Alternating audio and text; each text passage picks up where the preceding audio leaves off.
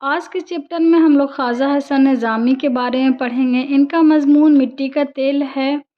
خواجہ حسن نظامی حضرت سید بدرالدین اسحاق کی اولاد میں سے ہیں۔ حضرت خواجہ حسن نظامی کی پیدائش 1878 دسمبر میں اندرون کوٹ بستی حضرت نظام الدین اولیاء میں ہوئی، جو ان کا آبائی مکان ہے۔ ان کا جو پیدائش ہے اندرون کوٹ بستی میں ہوا تھا۔ والدین نے ان کا نام قاسم علی رکھا۔ ایسے تو انہیں بولتے تھے خواجہ حسن نظامی، لیکن ان کے جو ماں باپ تھے، والدین تھے، ان کا نام قاسم علی رکھا، لیکن ان کے ماموں انہیں پیار سے کیا کہہ کر بلاتے تھے؟ علی حسن کہہ کر بلاتے تھے۔ علامہ اقبال نے انہیں خواجہ حسن نظامی لکھنا شروع کیا، جو ان کے استاد ہوئے علامہ اقبال، انہوں نے انہیں خواجہ حسن نظامی لکھنا شروع کیا اور یہ اسی نام سے مشہور ہوئے۔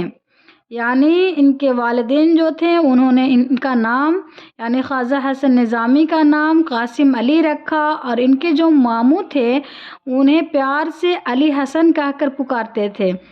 لیکن بعد میں علامہ اقبال نے انہیں خواجہ حسن نظامی لکھنا شروع کیا اور یہی آگے چل کر اسی نام سے وہ مشہور ہوئے۔ خواجہ حسن نظامی کے والد سید عاشق علی نظامی تھے۔ خواجہ حسن نظامی کے جو والد کا نام تھا وہ سید عاشق علی نظامی تھا۔ والدہ کا نام سیدہ چہیتی بیگم تھی۔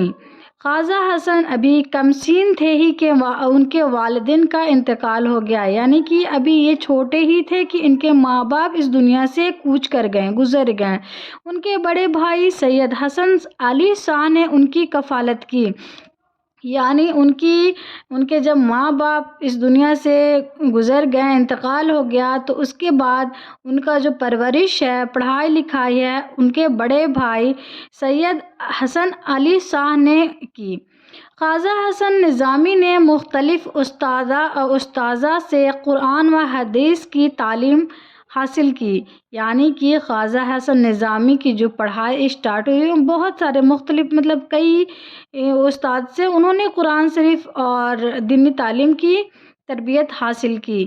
18 برس کی عمر میں اپنے چچا کی لڑکی، یعنی کتنے عمر میں بچوں؟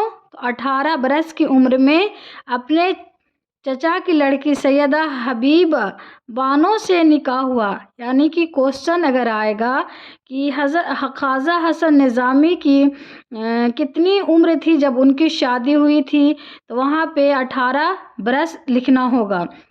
اور یہ بھی کوشچن آ سکتا ہے کہ خواجہ حسن نظامی کی جو شادی ہوئی تھی وہ کن کی لڑکی سے ہوئی تھی، تو ان کے چچا کی لڑکی سے۔ ان کی اہلیہ کا نام سید حبیب بانو تھا۔ پہلی بیوی کے وصال کے بعد، وصال کا مطلب ہوتا ہے موت، وفات۔ پہلی بیوی کے وصال کے بعد سیدہ محمودہ خواجہ بانو سے نکاح کیا، یعنی کہ ان کی پہلی اہلیہ جو چچا کی لڑکی تھی جن کا نام سید حبیب بانو تھا، ان کے انتقال کے بعد انہوں نے دوسرا جو نکاح کیا وہ ان کا نام تھا سیدہ محمودہ خواجہ بانو۔ خواجہ صاحب کی ابتدائی زندگی بڑی پریشانیوں میں بسر ہوئی۔ جو ان کی ابتدائی شروعات کی زندگی جو تھی بہت پریشانیوں میں بسر ہوئی۔ انہوں نے حلقہ نظام المشائخ اور رسالہ نظام المشائخ کی بنیاد ڈالی۔ انہوں نے جو رسالہ نکالا اس رسالہ کا نام تھا نظام المشائخ، اور اپنے احباب کے ساتھ مل کر، احباب کا مطلب ہوتا ہے دوست، اور اپنے احباب کے ساتھ مل کر درگاہوں اور خانقاہوں کی اصلاح کا بیڑا اٹھایا۔ کہاں کہاں کا انہوں نے بیڑا اٹھایا؟ تو درگاہوں اور خانقاہوں کے اصلاح کا بیڑا اٹھایا۔ اس سلسلے میں انہوں نے بہت تکلیفیں اٹھائیں اور مخالفت برداشت کی۔ یعنی جب بھی کوئی کام اچھا جب انسان اسٹارٹ کرتا ہے تو اس میں بہت ساری رکاوٹیں آتی ہیں، تو وہ اس ساری تکلیفوں کو اٹھائے اور مخالفت کو برداشت کیے۔ جو بھی رکاوٹیں آ رہی تھی وہ سب کو یہ سہ کر کے آگے بڑھتے گئے۔ انہوں نے مختلف ہندو तीर्थ स्थानों की भी यात्रा की, यानी कि इन सब को अलावा उन्होंने बहुत सारे हिंदू तीर्थ स्थान भी ऐसे थे जहाँ पे उन्होंने यात्रा की और हिंदू साधुओं से फ़लसफ़ाए वेदांत सीखा। यानी कि इन्होंने दीनी तालीमी के अलावा भी हिंदू का जो तीर्थ स्थान होता है वहाँ पे ये यात्रा किए और उन लोग से भी फ़लसफ़ाए वेदांत सीखा। ख्वाजा हसन निज़ामी ने 200 से ज़्यादा किताबें लिखी। कितनी किताबें लिखी? 200 से ज़्यादा।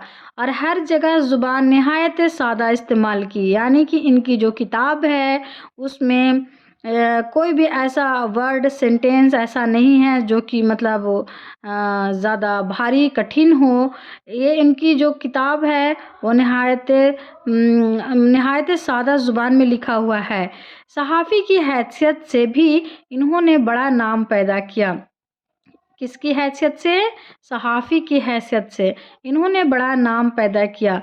रोज़नामचे और कलमी चेहरे तो एक तरह से इनकी इजाद हैं, यानी कि ख्वाजा हसन निज़ामी की इजाद में से रोज़नामचे और कलमी चेहरे काफ़ी मशहूर व मकबूल हैं। 1857 से मुतलक इनकी किताबें पढ़िए तो दिल तड़प उठता है।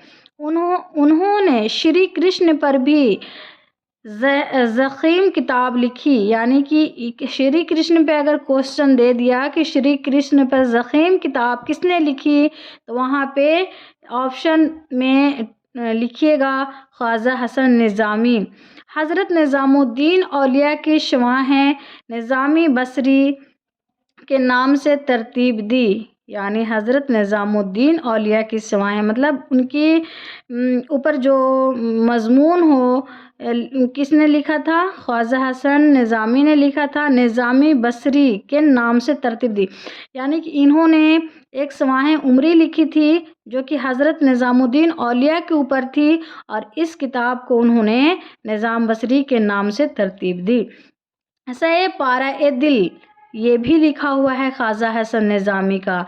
इनकी इंशा परदराजी का अहम नमूना है, यानी कि क्वेश्चन आएगा कि सए पारा ए दिल ये भी किसका है, तो ये ख्वाजा हसन निज़ामी का है। 31 जुलाई 1955 को इनका इंतकाल हुआ, यानी इनकी जो पैदाइश है 1878 दिसंबर को हुआ था और वफ़ात जो है 31 जुलाई 1955 को उनका इंतकाल हुआ।